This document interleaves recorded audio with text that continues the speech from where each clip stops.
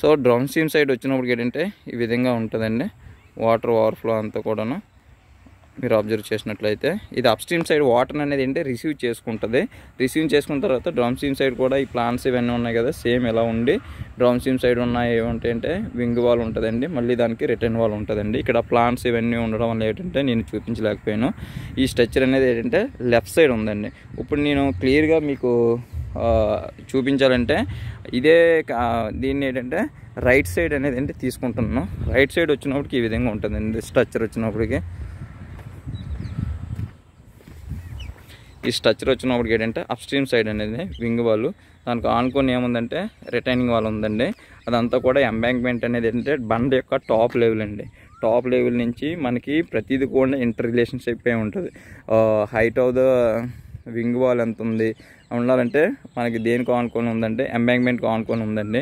So దీనికి వచ్చినప్పుడు wing wall అంటే ఏంటి, రిటర్న్ వాల్ అంటే ఏంటి, రిటర్న్ వాల్ తర్వాత ఇక్కడికి వచ్చినప్పుడు అబాట్మెంట్ అంటాం.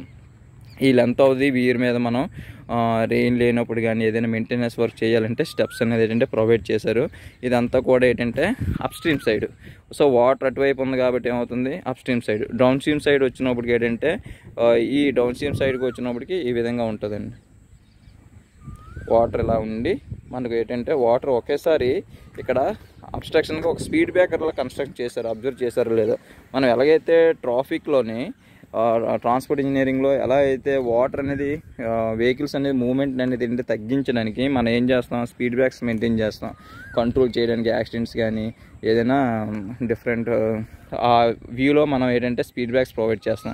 ఇక్కడ కూడా ఏంటంటే వాటర్ అనేది ఏంటంటే డౌన్ స్ట్రీమ్ సైడ్ నుంచి అనేది వాటర్ అనేది ఫ్లో అయినప్పుడు హై వెలాసిటీతో మూవ్మెంట్ అయినప్పుడు అక్కడ ఉన్న సాయిల్ అంతా కూడా ఏమవుతుందంటే ఎరోజన్ అవుతుంది. సో ఆ ఎరోజన్ అవ్వడానికి ఏంటంటే మనం ఎలాగైతే రోడ్లో మనం స్పీడ్ బ్రేక్స్ ప్రొవైడ్ చేస్తామో ఇక్కడ కూడా ఏంటంటే సమ్ వాల్స్ అనేది ఏంటంటే డౌన్ స్ట్రీమ్ సైడ్ ఈ ఓవర్ఫ్లో అయిన వాల్ మీద ఇలా అప్ స్ట్రీమ్ నుంచి వచ్చిన వాటర్ ఇలా ఈ గోడ పైన వాటర్ అనేది ఏంటంటే ఓవర్ఫ్లో అవి మళ్ళీ కిందకి దిగి మళ్ళీ కొంత వాటర్ అనేది లెంత్ అనేది రన్ చేసి మళ్ళీ అక్కడ ఉన్న వాల్ అనేది ఏంటంటే ఓవర్ఫ్లో అవి కింద గ్రాడ్యువల్గా ఏమవుతుందంటే చివరికి అలా వెళ్తుంది. దీనివల్ల ఏమవుతుందంటే ఎనర్జీని మనం రెడ్యూస్ చేస్తాం అనమాట.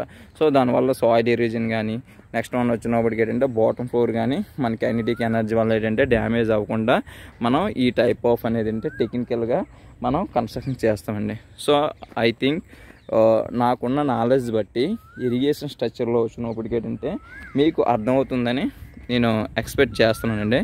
సో యాక్చువల్గా ఏంటంటే ఎలా ఉంటుందండి సెక్షన్ మీరు అబ్జర్వ్ చేసినట్లయితే ఈజీగా. యాక్చువల్గా ఈ వీడియో ప్రిపేర్ చేసినప్పుడు నేను ఎటువంటి ప్రీ ప్లాన్తో రానండి.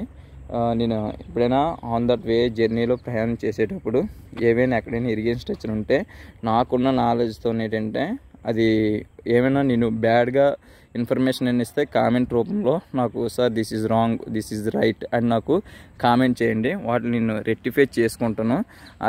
అంటే నేను గుడ్ చెప్తాను, బ్యాడ్ చెప్తాను. అలాగని ఈ వీడియో చేయడం వల్ల ఏమంటే కనీసం అట్లీస్ట్ కొంతమంది స్టూడెంట్స్కైనా అర్థమవుతుందని కాన్సెప్ట్తో ఈ వీడియో నేను అనేది ప్రిపేర్ చేస్తున్నానండి. సో ఏమైనా ఇందులో మిస్టేక్స్ కానీ ఏమైనా ఉంటే కామెంట్ రూపంలో ఉంటే వాటిని రెక్టిఫై చేసి నేను మోడిఫికేషన్ చేసుకొని వేరేగా నేను ఏంటంటే డిజైన్ చేసుకొని కామెంట్ రూపంలో రిప్లై ఇస్తానండి. So thank you to everyone. Please subscribe my channel and share to your civil engineering interested candidates and thank you.